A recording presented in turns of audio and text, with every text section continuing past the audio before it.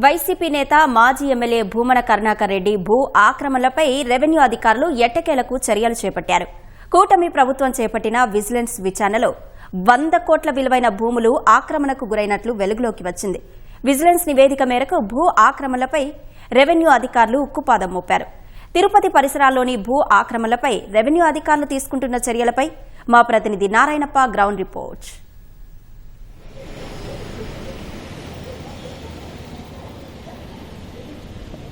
అశ్విని, తిరుపతి మాజీ శాసనసభ్యుడు, టీటీడీ మాజీ చైర్మన్, వైసీపీ నేత భూమన కరుణాకర్ రెడ్డి 2019 నుంచి 24 వరకు అధికారాన్ని అడ్డం పెట్టుకొని తిరుపతి పరిసర ప్రాంతాలలో చేపట్టిన భూ ఆక్రమణలకు రాష్ట్ర ప్రభుత్వం తెరదించిందనే చెప్పాలి.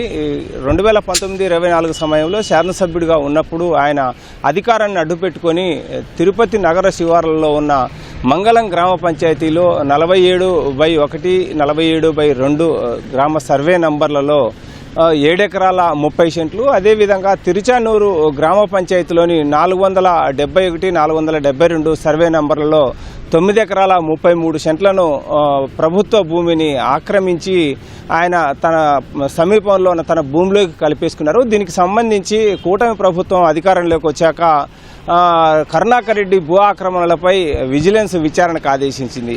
విజిలెన్స్ విచారణ క్షేత్రస్థాయిలో పర్యటించి లోతైన పరిశీలన తర్వాత భూమన కరుణాకర్ రెడ్డి శాసనసభ్యుడిగా తన అధికారాన్ని అడ్డుపెట్టుకొని పలు అక్రమాలకు పాల్పడినట్లు నిర్ధారిస్తూ పూర్తి స్థాయి నివేదిక ఇచ్చింది. ఈ నివేదిక మేరకు 2 ప్రాంతాల్లో, అటు మంగళం తిరుపతి నగర శివార్లోని మంగళం గ్రామ పంచాయతీలోను, తిరుచానూరు గ్రామ పంచాయతీ పరిధిలోని స్వర్ణముఖి నది ప్రాంతంలోనూ 16 ఎకరాల 33 సెంట్ల ప్రభుత్వ భూమిని నది పొరంబోకును తన పొలంలోకి కలిపేసుకున్నట్లు విజిలెన్స్ గుర్తించి అందుకు తగిన విధంగానే ప్రభుత్వానికి నివేదిక సమర్పించింది.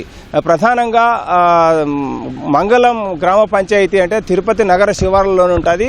అది అత్యంత విలువైన భూమి. పూర్తి స్థాయిలో గృహ అవసరాలకు ఇల్లు కట్టుకునేందుకు వీలుగా ఉండే స్థలం కావడంతో అది పూర్తి స్థాయిలో దాదాపుగా 100 కోట్ల రూపాయలకు పైబడి విలువ ఉంటుందన్న అంచనాతో విజిలెన్స్ అధికారులు తమ రిపోర్ట్లో అదే ప్రస్తావించారు. దాంతో పాటు తిరుచానూరు గ్రామ పంచాయతీ పరిధిలో స్వర్ణముఖి నది ప్రాంతంలో ఉన్న ఇనాం భూమి, అదేవిధంగా స్వర్ణముఖి నది పొరంబోకు భూమిని కూడా తన పక్కనే ఉన్న తన సొంత భూమిలోకి కలిపేసుకొని స్వర్ణముఖి నది నుంచి వరద ప్రవాహం పొలంలోకి రాకుండా ఉండేందుకు చాలా అతి భారీగా ప్రహరీ నిర్మించినట్టు విజిలెన్స్ అధికారులు గుర్తించి అది నివేదికలు సమర్పించారు.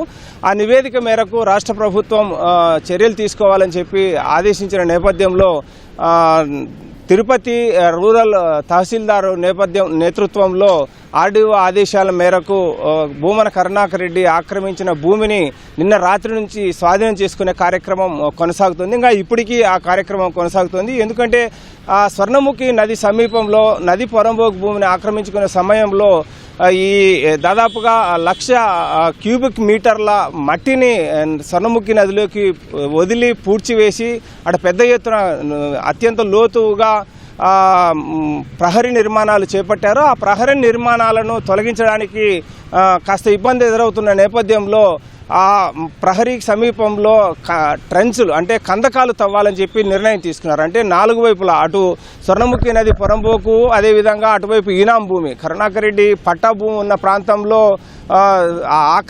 ఈనాం భూమి ఆక్రమించిన ప్రాంతాన్ని గుర్తించి అందుకు అనుగుణంగా ఆ ప్రాంతంలో కందకం తవ్వాలని చెప్పి 4 వైపులా నిర్ణయం తీసుకున్నారు. అంటే పొక్లేన్లు వచ్చినప్పటికీ ఆ ప్రహరీని తొలగించడానికి వీలుగానంత పటిష్టమైన పరిస్థితుల్లో ఆ ప్రహరీ నిర్మాణాలు చేపట్టడంతో కాస్త ఆక్రమిత భూమిని స్వాధీనం చేసుకోవడం ఆలస్యం అవుతుంది. దీంతో తాత్కాలికంగా ట్రెంచెస్ అంటే కందకాలు తవ్వి ఈ ప్రభుత్వ భూమి ఆక్రమణకు గురైన ప్రభుత్వ భూమిని ప్రభుత్వం స్వాధీనం చేసుకోవాలని చెప్పి నిర్ణయం తీసుకుంది. ఇందులో భాగంగానే ఉదయం నుంచి ప్రహరీ తొలగించేందుకు చేపట్టిన చర్యలు కాస్త ఆలస్యం అవుతున్న నేపథ్యంలో కందకాలు తవ్వడానికి ప్రత్యేకంగా వాహనాలను తెప్పించి రెవెన్యూ అధికారులు కందకాలు తవ్వేలా నిర్ణయం తీసుకున్నారు. మరోవైపు దీనికి సంబంధించి గడిచిన 6 నెలల క్రితమే విజిలెన్స్ అధికారులు కరుణాకర్ రెడ్డి ఆక్రమణలను నిర్ధారిస్తూ నివేదిక సమర్పించినప్పటికీ స్థానిక అధికారులు చర్యలు తీసుకోవడంలో విఫలమైనారని చెప్పి ప్రభుత్వం భావించింది. అందుకు అనుగుణంగానే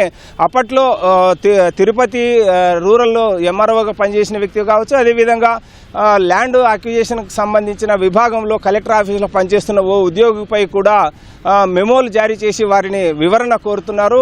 ప్రభుత్వం విజిలెన్స్ నివేదిక ఇచ్చినప్పటికీ, ప్రభుత్వం ఆదేశాలు జారీ చేసినప్పటికీ ప్రభుత్వం ఎందుకు స్వాధీనం చేసుకోవడంలో ఆలస్యమైందన్నపై వారిని వివరణ కోరారు. వారిని వివరణ మేరకు వారి మీద చర్యలు తీసుకునేందుకు అవకాశం ఉంది. అంటే 2019 నుంచి 24 వరకు అధికారాన్ని అడ్డుపెట్టుకుని కోట్ల రూపాయల విలువైన భూమిని ఆక్రమించిన భూమన కరుణాకర్ అక్రమాలకు వైపు చెక్కు పెడుతూనే కోట్ల రూపాయల విలువైన ప్రభుత్వ భూమిని తిరిగి స్వాధీనం చేసుకోవడంతో పాటు అప్పట్లో అక్రమాలకు సహకరించిన అధికారులపై కూడా చర్యలు తీసుకునేందుకు ప్రభుత్వం శాఖాపరమైన విచారణ కొనసాగిస్తుంది. అదేవిధంగా విజిలెన్స్ నివేదిక అమలు చేయడంలో ఆలస్యం చేసిన అధికారులపై కూడా చర్యలు తీసుకుంటోంది. ఇది ఇక్కడున్న తాజా పరిస్థితి. Ashwini, over to studio.